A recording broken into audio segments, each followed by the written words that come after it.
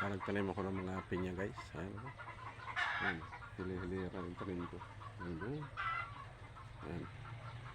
Nagtanim ako ng pinya para pagdating ng araw may anihin ako. Ayan guys. Yung mga tanim ko. Dami kong tanim. Mga pinya guys.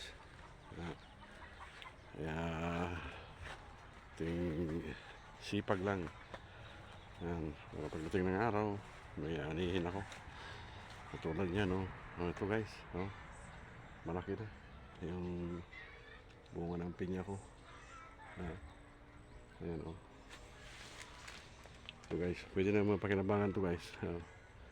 Malaki na. Ayan o. Malapit na mahinog to guys. Ayan ang mga tanim ko. Ang dami kong tanim dito guys na ano, mga gabi. Ayan, mga tanim ko, mga gabi, sari-saring mga gulay guys. Ayan yung mga tanim ko guys dito sa aking backyard garden. Ito ang pinaka the best guys, itong tanim ko na papaya guys. Ayan o. Ayan ang pinakadabis.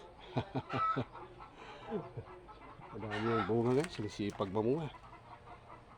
Kaya pag may tinanim, may anihin. Kaya ito, mga tanim kong mga pinya, bagong tanim ko. Pagdating ng araw, marami na akong anihin dito na pinya guys.